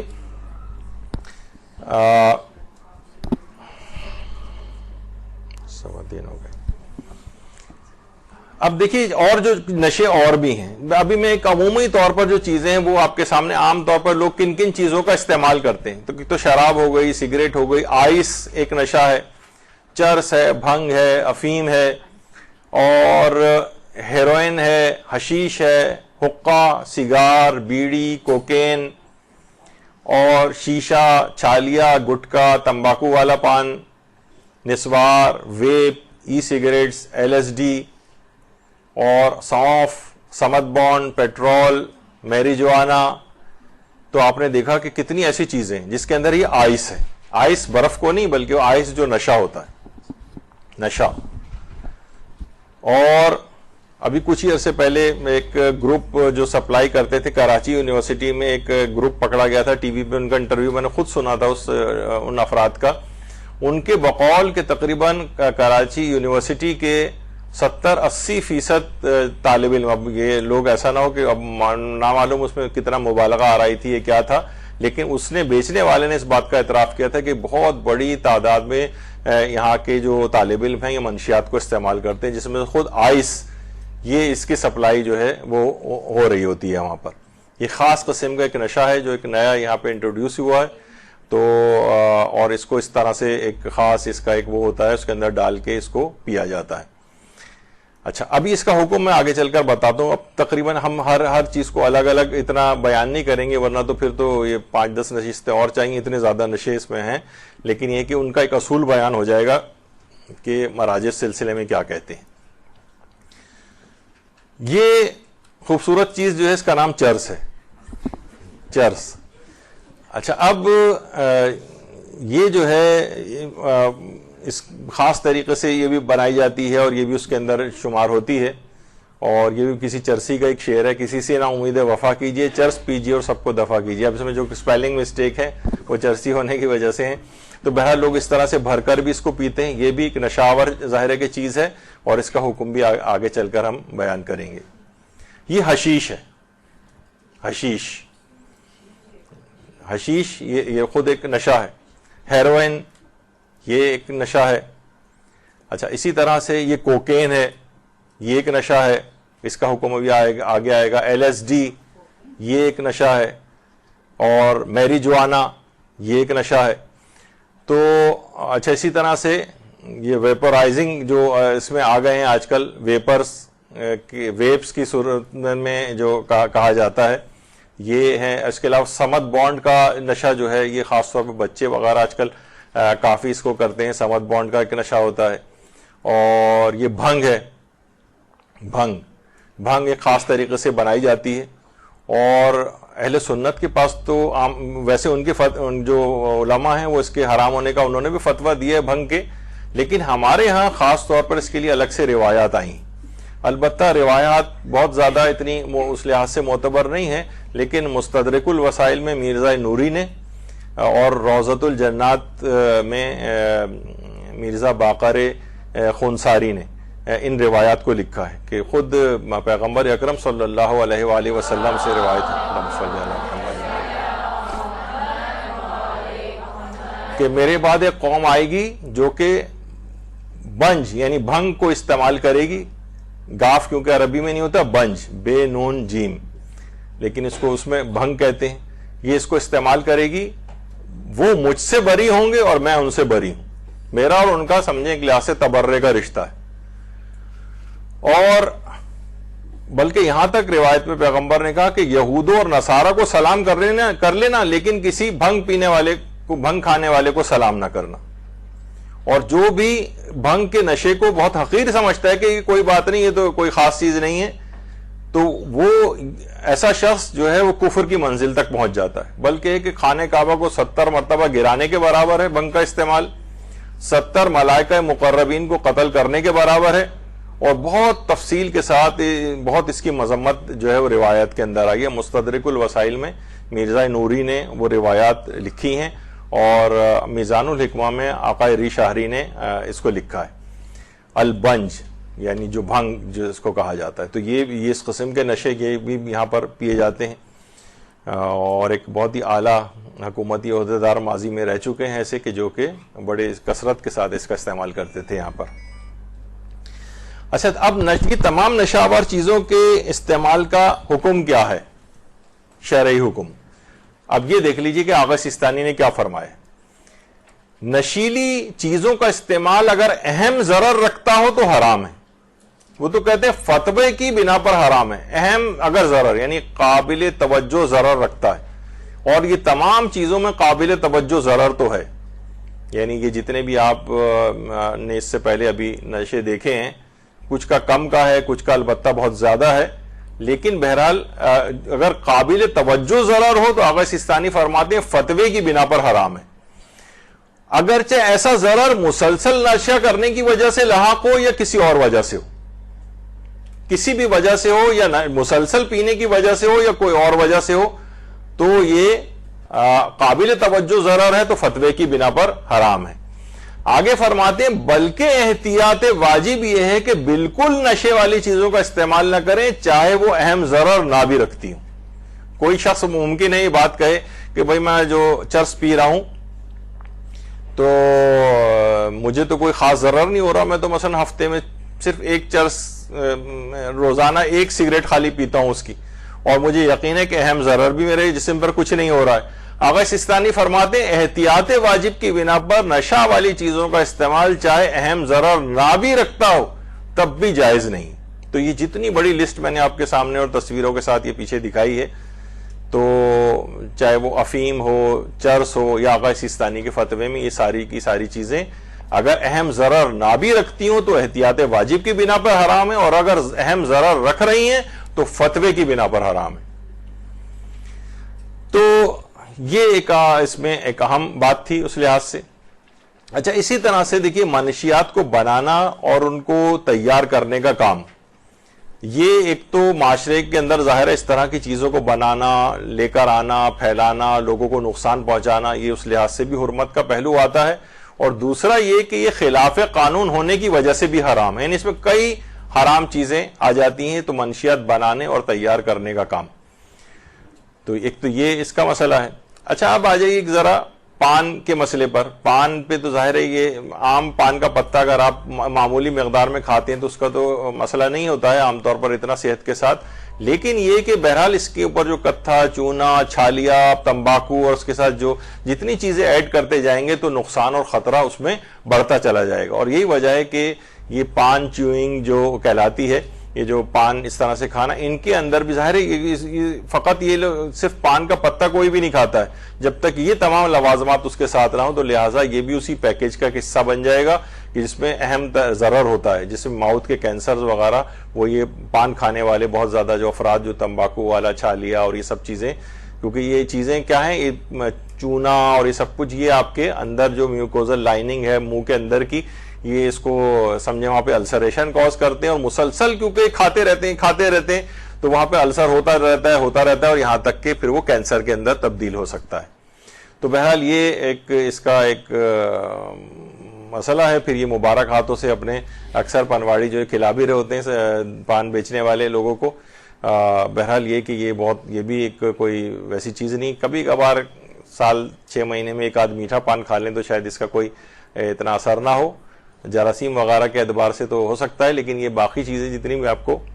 نظر آ رہی ہیں اس میں آرٹیفیشل کلرز، بہت سے ایسے یعنی جو ایسے کلرز اس میں استعمال ہو رہے ہیں، یہ وہ کلرز نہیں جو کھانے کے قابل ہوں، بلکہ ممالک میں دیواروں پر جو کلر کیے جاتے ہیں اس تک پہ یہ چیزیں بین ہیں، یعنی یہ دیواروں پر بھی نہ کیے جائیں، اتنے مضر صحت ہیں یہ کہ دیواروں پر بھی نہ کیے جائیں تو وہ آپ کو آپ کے جسم کے اندر داخل کیے جا رہے ہیں. تو یہ اس طرح کی بہت ساری چیزیں ہیں اس کے اندر، اور جو اس میں ظاہر ہے کہ عادی ہو جاتے ہیں اس کے، ان کی اپنی شخصیت بھی اس لحاظ سے خراب ہو جاتی ہے. البتہ بہرحال یہاں بہت سارے ایسے مضامین بھی لکھے گئے ہیں. عظیم بیگ چغتائی صاحب کا ممتحن کا پان ایک مضمون ایک زمانے میں بی اے اور ایم اے کی کتابوں کے اندر ہوا کرتا تھا، اس میں پان کی بڑی خصوصیات وغیرہ جو ہے وہ بیان کی گئی تھی. تو اور کہا جاتا ہے کہ یوفوریا ظاہر چھالیاں کھانے سے بھی ہوتا ہے اور یہ پان کھانے سے بھی ہوتا ہے. تھوڑے سے آدمی یوفورک ہو جاتا ہے، یعنی تھوڑا ہوا میں اڑنے لگتا ہے، ذرا ریلیکس ہو جاتا ہے، ٹینشن وغیرہ اس کی بظاہر کم ہو جاتی ہے. لیکن یہ تو بہت معمولی سا فائدہ ہے اور اس کا نقصان اس کے مقابلے میں بہت زیادہ ہے. تو بہرحال یہ ہے کہ اس کے بعد ایک اور نقصان جو کہ ہمارا قومی نشان میرا خیال ہے اس کو ہونا چاہیے اس چیز کو، یہ جو پان کی پچکاریاں وغیرہ جو اس سے، اور ایک کوئی بلڈنگ ایسی نہیں ہے، کوئی جگہ ایسی نہیں ہے. یہی وجہ ہے کہ جو عرب ممالک ہیں وہاں پر پتہ نہیں 1000 درہم اور 1000 ریال کا فائن عام طور پر ان کے اوپر ہوتا ہے اگر پان کی پیک کوئی تھوکتا ہوا کہیں پہ نظر آئے. تو بہرحال یہ آپ نے دیکھا کہ ہم نے بہت تیز رفتاری کے ساتھ اس کو مکمل کیا، لیکن اس میں اگر چاہتے تو اور نشے کی اور ظاہر ہے کہ اس کے نقصانات بتا کر اس کی جی ہاں سونف، دیکھیے ویسے تو سونف کے اندر فائدے تو زیادہ ہیں، لیکن بہت زیادہ اگر اس کا عادی ہو جائے اگر کوئی شخص، تو اس میں سونف کے متعلق کہا جاتا ہے کہ ایسٹروجن لائک ایفیکٹ ہوتا ہے اس کا. تو لہٰذا وہ خواتین کے ظاہر ہے کہ خواتین کے اندر یہ ہارمون سینسیٹیو جو چیزیں ہوتی ہیں، بعض اوقات مختلف کینسرز ایسے ہیں، بریسٹ کینسر ہے، اوویرین کینسر ہے، یوٹرائن کینسر ہے، اس طرح کے جو ہیں سروائیکل کینسر ہے. تو بہرحال اس کے اندر جو جس میں ہارمون سینسیٹیو جو ہیں ان کے اندر مزید فیول ملتا ہے کینسر کو. تو ایسی خواتین خاص طور پر سونف کو استعمال نہ کریں، اور جو حاملہ خواتین ہیں وہ سونف کو استعمال نہ کریں، اس سے کانٹریکشنز وغیرہ ہوتی ہیں اور ایبورشن وغیرہ کے چانسز جو ہیں وہ بڑھ جاتے ہیں. لیکن زیادہ، اور کسی جگہ میں نے ایک دفعہ کسی روایت میں پڑھا تھا، مجھے اس کا ایگزیکٹ ریفرنس یاد نہیں کہ اس کا زیادہ استعمال دل کے امراض کوز کرتا ہے، لیکن بہرحال ابھی تک کوئی ایسی سائنٹیفک ایویڈنس کے طور پر میرے علم میں نہیں ہے بات، کسی روایت میں غالباً کبھی کسی زمانے میں پڑھی تھی. لیکن ظاہر ہے کہ کسی بھی چیز کا بہت زیادہ استعمال وہ نقصان دہ ہو جاتا ہے. تو ایک حد اعتدال کے اندر تھوڑا تھوڑا کبھی کبھار کھا لی جائے تو حرج نہیں ہے، لیکن اس کو نشے کے طور پر لے جانا تو انسان پھر اس میں اضافے سے اضافہ ہوتا جاتا ہے اور پھر وہ نقصان کی طرف چلا جاتا ہے معاملہ. نہیں جائز ہے.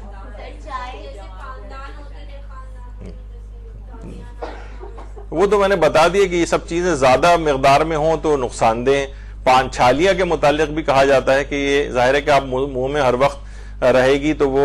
ایک آپ سوچیں کہ لکڑی کو آپ روزانہ چبا رہے ہیں پورے دن، ایک لکڑی کی طرح کی تو چیز ہے نا یہ، تو وہ کیا کرتی کہ اندر آپ کو جو نا السریشن کوز کرتی اور اس سے پھر کینسرز کی طرف بھی انسان چلا جاتا ہے. اور عام طور پر صرف چھالیہ کھانے والے فقط چھالیہ کی حد تک نہیں رہ جاتے،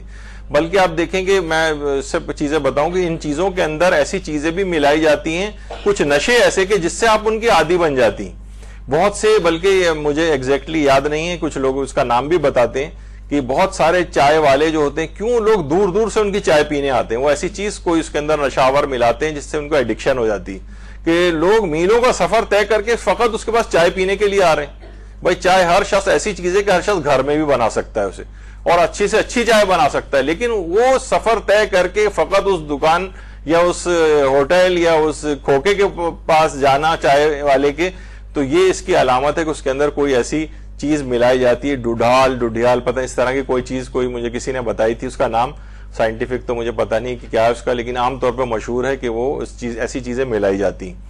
تو آپ نے دیکھا کہ چاہے وہ سگریٹ ہو، پان ہو، مختلف قسم کے ہوں، اور مختلف لوگ الگ الگ یہ چیزیں استعمال کر رہے ہیں، یعنی پاکستان میں تقریباً ہر دوسرا شخص کسی نہ کسی طرح سے ایک نشے میں گرفتار ہے. تو یہ کیا ہے، اس کے دماغ کو متاثر کرتی ہیں ساری چیزیں، وہ ان کے ہاتھوں بالکل ہینڈی کیپ ہو جاتا ہے. اور یعنی نشہ اس کو کوئی نہ کوئی ہر وقت چیز، اور اس کے کوئی نہ کوئی ایکسکیوز وہ مانگتا ہے. کچھ نوجوان ہیں وہ کہتے ہیں کہ ہمارا برین ورک بہت ہوتا ہے، ہمیں کوئی نہ کوئی ایسی چیز استعمال کرنی ہوتی ہے. اپنے آپ کو بیوقوف بنانے والی بہت ساری چیزیں ہیں. ان تمام چیزوں سے انسان اپنا پیچھے چھوڑائے تو دیکھے گا کہ اس کے دماغ کی طاقتیں کتنی زیادہ اور آگے جائیں گی.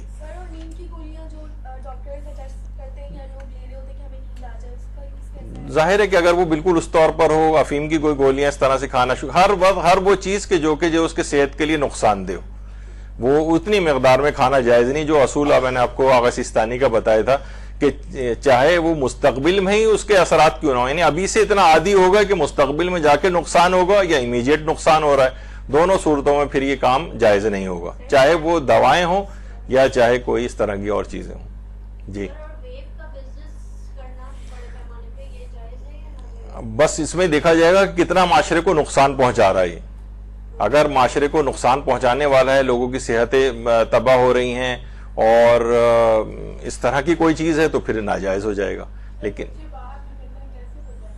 یہ دیکھیں یہ چیزیں ہیں نا، مثلا میں نے ایک صاحب تھے جو کہ گٹکا کھاتے تھے، میں نے ان کو بھی چند دن پہلے ہی صرف ان کو یہ چیزیں بتائیں اور دکھائیں کہ دیکھو اس کے اندر جو ہے نا یہ چیزیں ملائی گئی ہیں جو آپ کھا رہے ہیں. تو انہوں نے کانوں کو ہاتھ لگایا کہ آئندہ کبھی، واقعی تو بہت خطرناک چیزیں، آئندہ کبھی نہیں کھاؤں گا. تو لوگوں کو ذرا سا تھوڑا سا اس کا احساس، ابھی لوگوں کو پتہ نہیں، سوچ رہے ہیں بس کیا اس میں تمباکو ہے، یہ ہے وہ، اور کچھ نہ کچھ چیزیں وہ بظاہر ملا بھی دیتے ہیں کہ پستہ ملا دیا اس کے اندر یا اخروٹ کی گری اس کے اندر ملا دی، اور کہتے ہیں دیکھیں یہ چیزیں اس کے اندر ہیں. تو لوگ سوچتے ہیں کہ اچھا، لیکن وہ اور چیزیں جو اس کے اندر ملائی گئی وہ ان کے علم میں نہیں ہے، جو باقاعدہ لیبس نے ان کو نکالا ہے کہ اس کے اندر کیا کیا چیزیں شامل ہوتی ہیں، اور باقاعدہ اوتھینٹک لیبس نے اس میں سے اس کے انگریڈینٹس نکالے. تو اب آپ دیکھیں کہ یہ پسا ہوا شیشہ ہی کتنا، یعنی آدمی تھوڑا سا بھی شیشہ کھا لے تو کتنا، تو وہ پتہ چلا کتنا السریشن اس کے اندر کاز کر رہا ہوگا پورے اس کی غذا کی نالی میں. چائے میں نیکوٹین ہوتا ہے، ایسپارٹین ہوتا ہے اس کے اندر،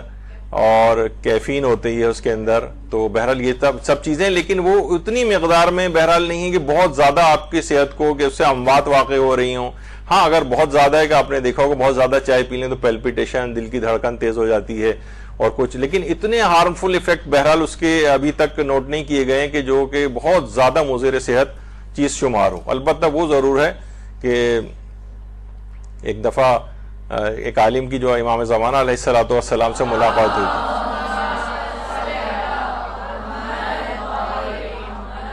تو انہوں نے امام کو چائے پیش کی تھی.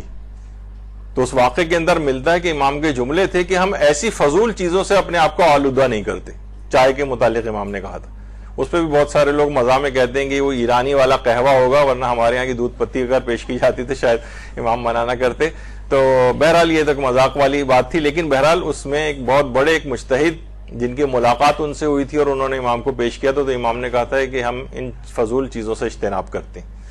تو بہرحال یہ سب چیزیں، چاہے وہ چائے کی صورت میں اگر عادی کسی چیز کا بھی انسان بن جاتا ہے تو واقعتاً پریشان کن بات ہے کہ وہ ان چیزوں کے ہاتھوں، انسان کو آزاد اللہ نے پیدا کیا ہے، وہ ان تمام چیزوں کے قبضے میں جا کے ان کا غلام ہو جاتا ہے. کہ چائے نہیں ملی تو پورا دن اس کا خراب گزر رہا ہے، چائے نہیں ملی اور یا نشہ نہیں ملا تو پورا روزہ اس کا خراب گزر رہا ہے، لوگوں پہ جھلاتا پھر رہا ہے، غصے ہو رہا ہے کہ تمہیں پتہ نہیں ہے کہ میرا روزہ ہے. یعنی بھائی روزہ ہے تو کون سی ایسی قیامت آ گئی کہ آپ جو ہے اتنے بدمزاج ہو گئے؟ تو پتہ چلا کہ وہ ودڈرال سمٹمز کی وجہ سے ہو رہا ہے کہ آج نشہ نہیں ملا ان کو. تو بہرحال یہ گفتگو ہماری یہاں پر مکمل ہو رہی ہے. آج 2 نشستوں میں کہیں جا کر نشہ آور چیزیں اور سگریٹ کے احکام، اور یہ مردوں تک بھی یہ چیزیں پہنچائیں، دیگر لوگوں تک بھی پہنچائیں احکام سیکھ کر، تاکہ معاشرے سے یہ چیزیں نقصان دہ ختم ہوں اور انسان ایک فریش دماغ کے ساتھ، آزاد دماغ کے ساتھ دین خدا کے لیے کام کر سکے. وصلی اللہ علی محمد.